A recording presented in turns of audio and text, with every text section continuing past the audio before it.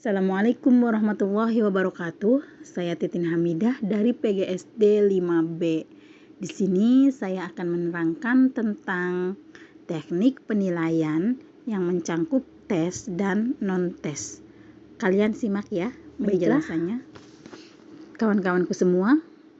Yang pertama ada pengertian tes. Tes menurut Ari Kunto dan Jabar itu adalah merupakan alat atau prosedur yang digunakan untuk mengetahui atau mengukur sesuatu dengan menggunakan cara atau aturan yang telah ditentukan.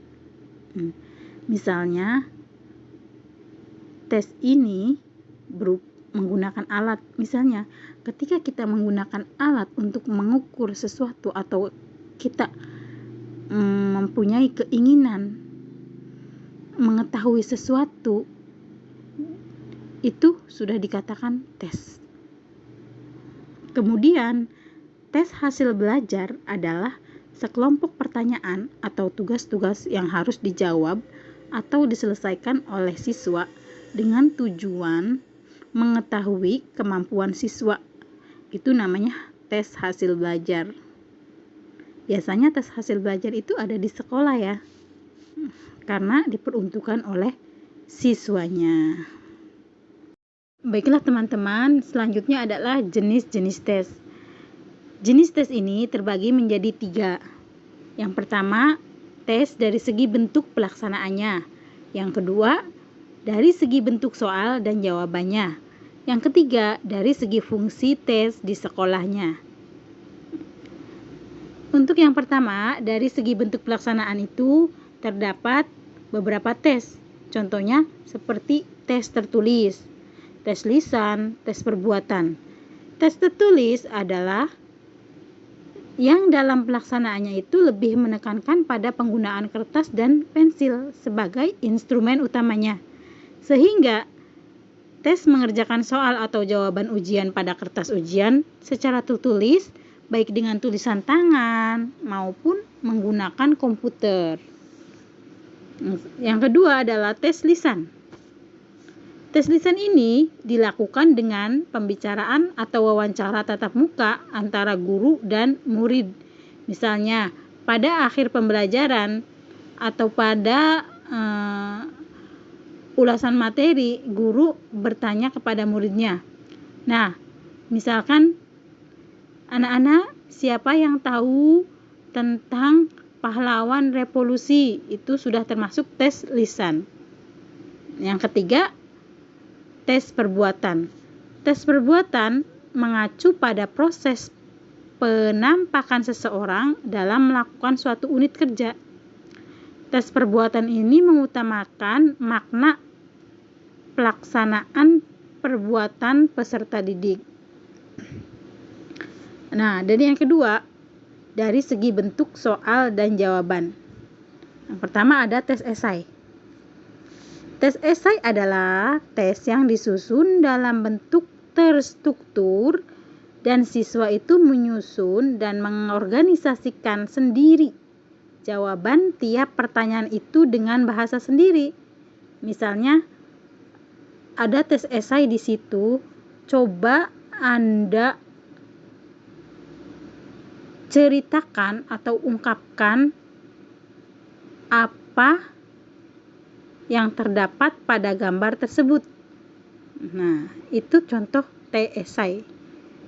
Kemudian yang B adalah, atau yang keduanya itu, tes objektif.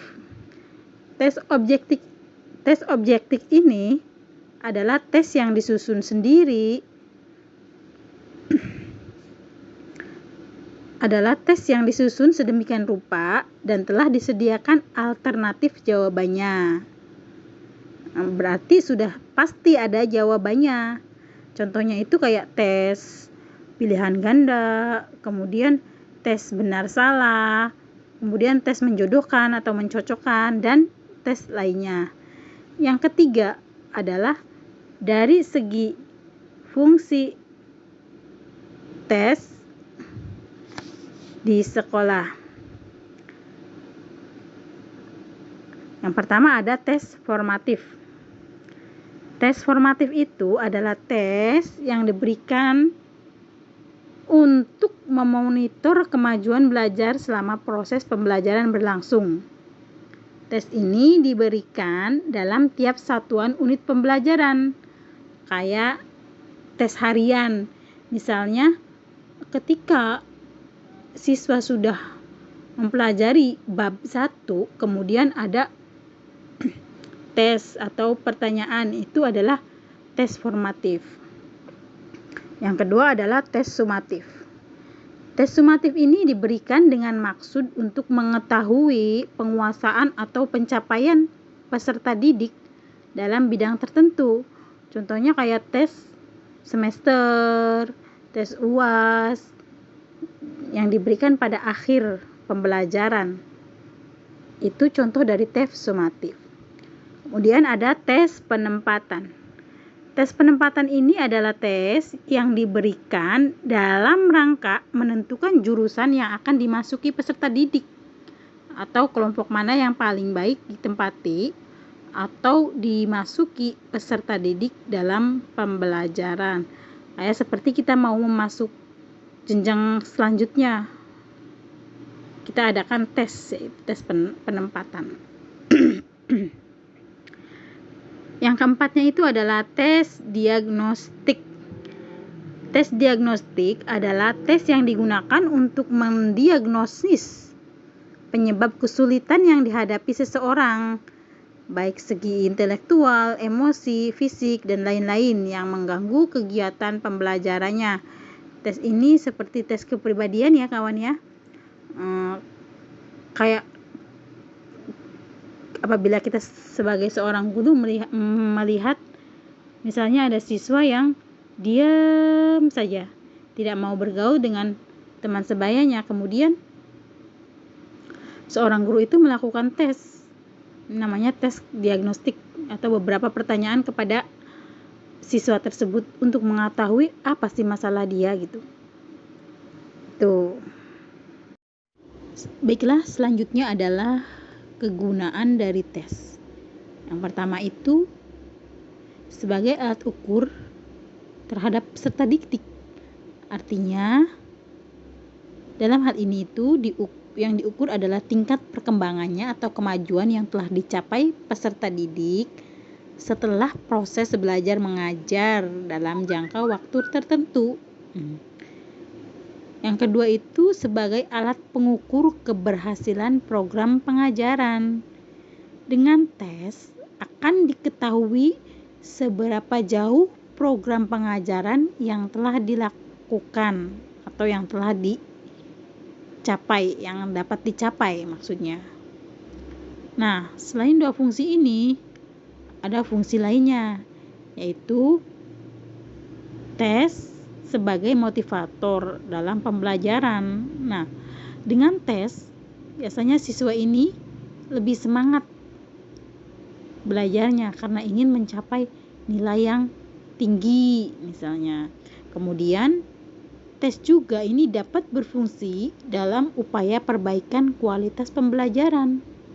Nah, dengan tes ini, tadinya si anak, kita juga bisa mengetahui si anak ini tadi nilainya 8, kemudian meningkat menjadi 9. Itu berarti dia itu ada peningkatan kualitas belajarnya. Yang kelima yaitu tes dapat berfungsi untuk menentukan keberhasilan siswa untuk melanjutkan pendidikan pada jenjang yang lebih tinggi. Ya, biasanya kalau siswa tersebut mau melanjutkan ke jenjang yang lebih tinggi akan diadakan tes, kayak tes sebelum masuk sekolah yang barunya itu. Baiklah, selanjutnya yaitu kelemahan dan kelebihan dari metode tes. Kelebihan dari tes ini yang pertama yaitu mudah disiapkan dan disusun. Ya, kenapa mudah disiapkan dan disusun? Karena ketika kita tidak menyiapkan dan menyusunnya juga, tes tersebut sudah tersedia dalam buku pelajarannya. Tapi akan lebih baiknya kita bisa menyusun sendiri tes tersebut.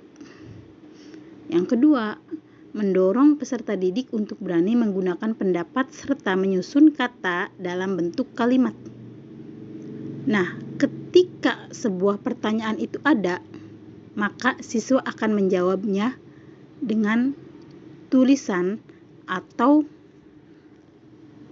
jawaban langsung. Nah, pada saat itu siswa itu belajar menyusun kata dalam bentuk kalimat sehingga jawaban yang siswa tersebut ungkapkan itu bisa dimengerti dengan baik dan benar. Yang ketiga yaitu dapat mengetahui sejauh mana kemampuan siswa mendalami suatu masalah yang diteskan. Nah, pada metode tes ini sejauh mana siswa bisa mendalami materi yang telah dipelajari untuk diteskan, berarti siswa sudah mengetahuinya, sudah memahami.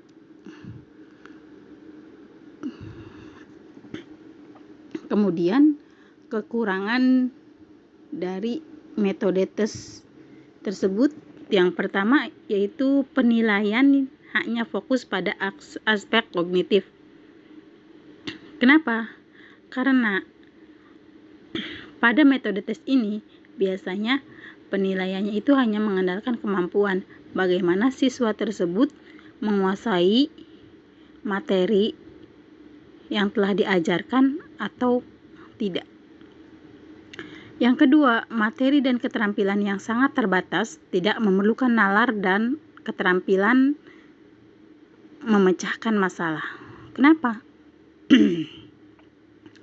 Nah, materi ini kan sangat terbatas. Juga tidak memerlukan pemecahan masalah. Karena apa? Semua jawaban yang ada dalam pertanyaan itu ada pada materi tersebut. Jadi, kita sudah tidak memerlukan pemikiran dalam hal memecahkan masalahnya itu. Kemudian yang ketiga, tidak menilai dan menerapkan langsung dalam dunia nyata untuk menyelesaikannya. Kenapa? Nah, biasanya pada pertanyaan-pertanyaan yang diajukan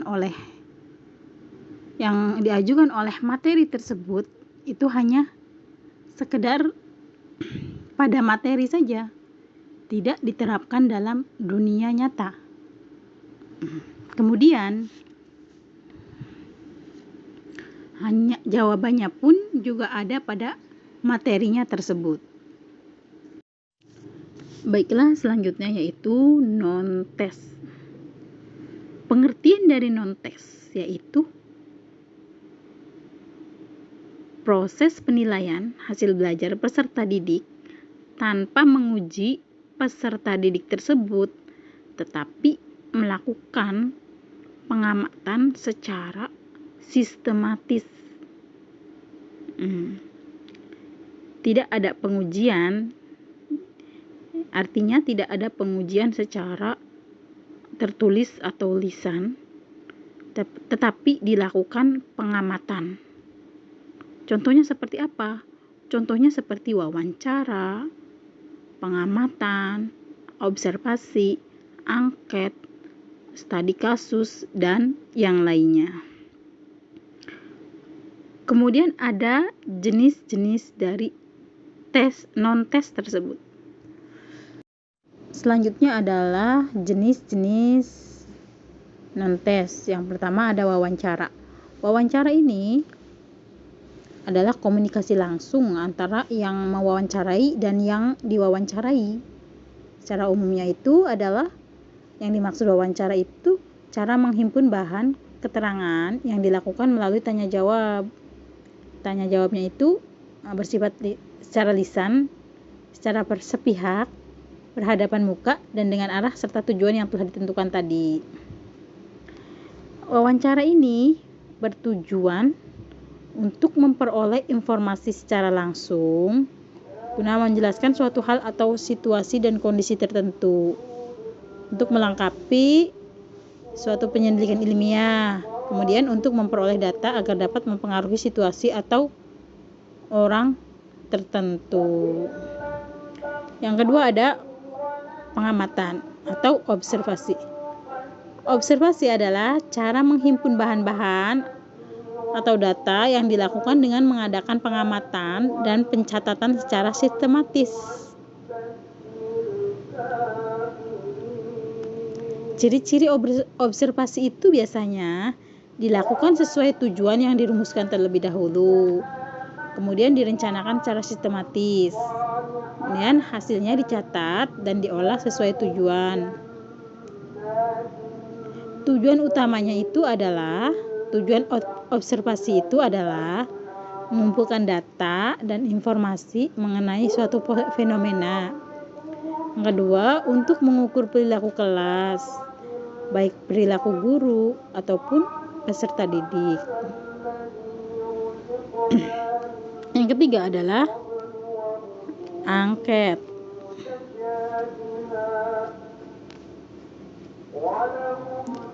Angket atau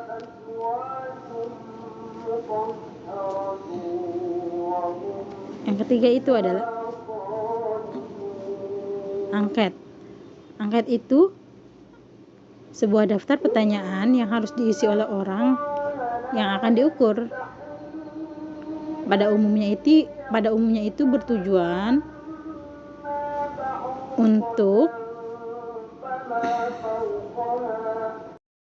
baiklah, yang ketiga adalah angket.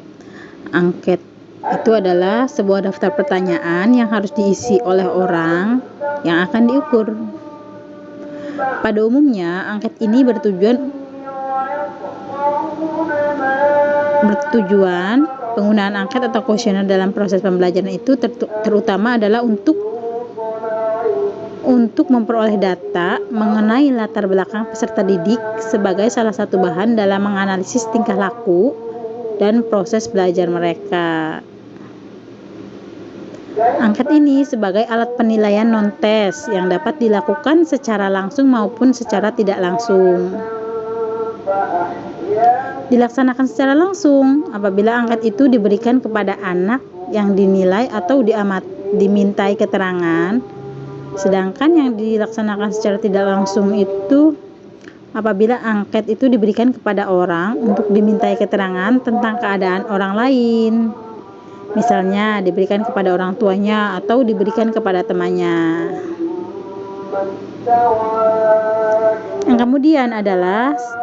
Yang keempat adalah studi kasus. Studi kasus ini mempelajari individu dalam proses tertentu secara terus-menerus untuk melihat perkembangannya. Misalnya, peserta didik yang sangat cerdas, sangat lamban, sangat rajin, sangat nakal, atau kesulitan dalam belajar. Untuk itu, guru menjawab 3 pertanyaan inti dalam studi kasus, yaitu yang pertama, mengapa kasus tersebut bisa terjadi? Yang kedua, apa yang dilakukan oleh seseorang dalam kasus tersebut? Yang ketiga, bagaimana pengaruh tingkah laku seseorang terhadap lingkungannya? Studi kasus ini sering digunakan biasanya dalam evaluasi, bimbingan, dan penelitian. Nah, untuk selanjutnya adalah kegunaan non-tes. Baiklah, selanjutnya yaitu kegunaan teknik non-tes, yaitu untuk mengumpulkan data yang tidak dapat dikumpulkan dengan teknik tes, seperti kebiasaan belajar siswa, baik di sekolah maupun di rumah, keterangan orang tua dan lingkungannya mengenai diri siswa, dan yang lainnya. Selanjutnya yaitu kelebihan dan kelemahan teknik dari non-tes. Kelebihan dari non-tes sendiri yaitu mengukur kemampuan siswa secara langsung dengan tugas-tugas real dalam proses pembelajaran. Dengan adanya non-tes ini biasanya siswanya itu langsung terjun ke dalam kenyataannya itu. Seperti wawancara tadi, siswa langsung mewawancarai targetnya. Kemudian kelebihannya yaitu penilaian otentik yang menilai keterampilan dan pemahaman dengan penilaian secara langsung performasi murid dengan setting yang alami. Kemudian dengan menggunakan non-tes, guru juga bisa menilai siswa secara komprehensif. Artinya guru itu bisa menilai siswa bukan hanya dari aspek kognitifnya, tetapi juga dari afektif dan psikomotoriknya. Sedangkan kelemahannya yaitu kelemahan dari non-tes itu sendiri, yaitu penggunaan non-tes untuk menilai hasil dan proses belajar itu masih sangat terbatas jika dibandingkan dengan penggunaan alat melalui tes dalam menilai hasil belajar dan proses belajarnya. Baiklah, selanjutnya yaitu etika tes. Etika dalam melakukan tes itu ada beberapa. Yang pertama yaitu kerahasiaan hasil tes, yang kedua keamanan tes, yang ketiga interpretasi hasil tes, yang keempat itu penggunaan tes. Nah, yang pertama kerahasiaan hasil tes. Hasil tes ini hanya dapat disampaikan ke orang lain apabila yang pertama ada izin dari yang bersangkutannya, ya. Yang kedua ada tanda-tanda yang jelas bahwa hasil tes tersebut itu menunjukkan gejala yang membahayakan dirinya atau orang lain. Yang kedua, keamanan tes. Keamanan tes ini merupakan alat pengukur yang hanya dapat digunakan secara profesional. Dengan demikian itu, maka tes tidak dapat digunakan di luar batas-batas yang ditentukan oleh profesionalisme pekerjaan guru. Nah, dengan demikian, maka setiap pendidik itu harus dapat menjamin kemampuan tes, baik sebelum maupun sesudah digunakan. Yang ketiga yaitu interpretasi hasil tes. Hal yang paling mengandung kemungkinan penyalahgunaan tes itu yaitu penginterpretasikan tes secara salah. Karena itu, maka interpretasi tes harus diikuti tanggung jawab profesional. Yaitu etika. Yang keempat, tes. Penggunaan etika tes. Dalam tes hasil belajar tes harus digunakan secara patut. Yang pertama yaitu kerahasiaan hasil tes, maka tes tersebut harus dilaksanakan menurut ketentuan yang berlaku bagi pelaksanaan tes baku tersebut. Nah, yang pertama kerahasiaan hasil tes. Hasil tes ini hanya dapat disampaikan ke orang lain apabila yang pertama ada izin dari yang bersangkutannya, ya. Yang kedua ada tanda-tanda yang jelas bahwa hasil tes tersebut itu menunjukkan gejala yang membahayakan dirinya atau orang lain. Yang kedua, keamanan tes. Keamanan tes ini merupakan alat pengukur yang hanya dapat digunakan secara profesional. Dengan demikian itu, maka tes tidak dapat digunakan di luar batas-batas yang ditentukan oleh profesionalisme pekerjaan guru.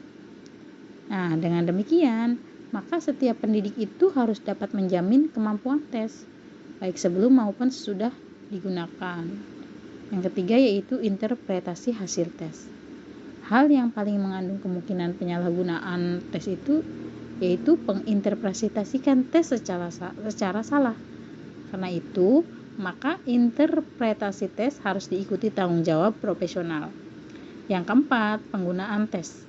Tes hasil belajar harus digunakan secara patut. Bila tes merupakan tes baku, maka tes tersebut harus dilaksanakan menurut ketentuan yang berlaku bagi pelaksanaan tes baku tersebut. Kesimpulannya adalah penilaian meliputi tes dan non-tes. Tes adalah alat atau prosedur yang digunakan untuk mengetahui atau mengukur sesuatu dengan cara dan aturan yang telah ditentukan. Sedangkan non-tes adalah cara penilaian peserta didik yang dilakukan tanpa menguji peserta didik, tetapi dilakukan pengamatan secara sistematis. Sekian. Assalamualaikum warahmatullahi wabarakatuh.